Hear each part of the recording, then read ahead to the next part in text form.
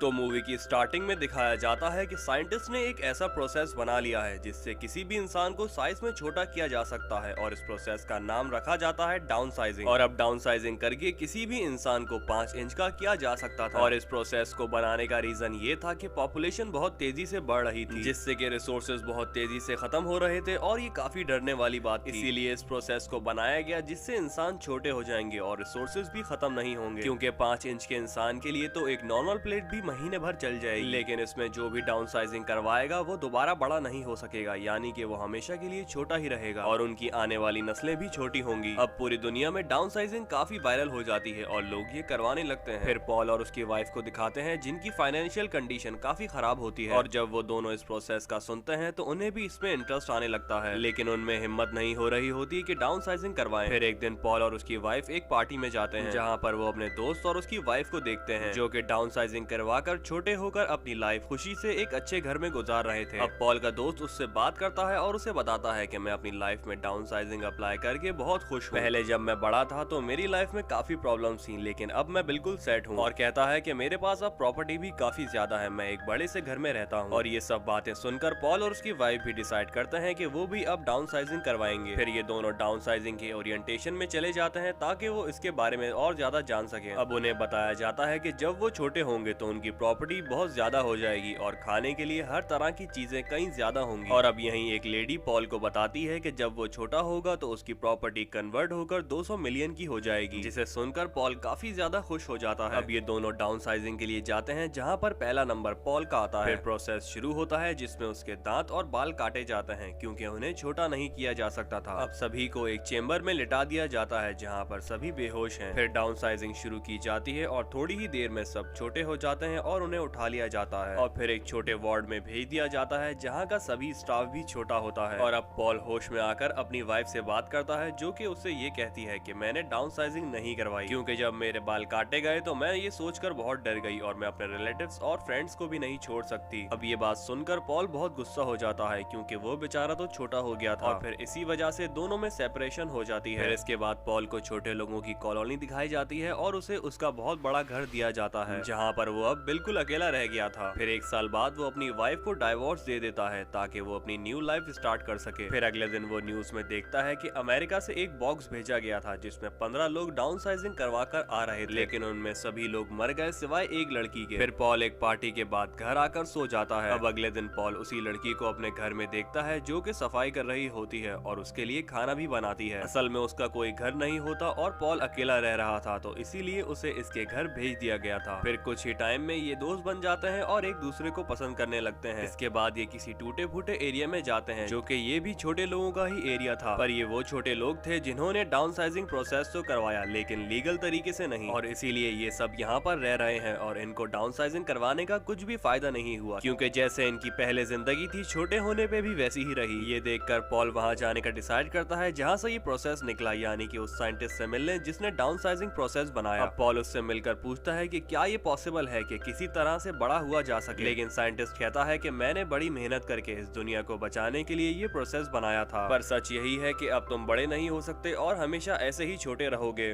फिर पॉल भी समझ जाता है कि उसे अपनी जिंदगी ऐसे ही गुजारनी होगी और वो इसे एक्सेप्ट कर लेता है और फिर उसी लड़की के साथ अपनी जिंदगी खुशी से गुजारने लगता है। और यहीं ये मूवी एंड हो जाती है। आई होप कि आपको मेरी एक्सप्लेनेशन अच्छी लगी होगी, तो प्लीज लाइक, कमेंट और सब्सक्राइब जरूर कीजिएगा।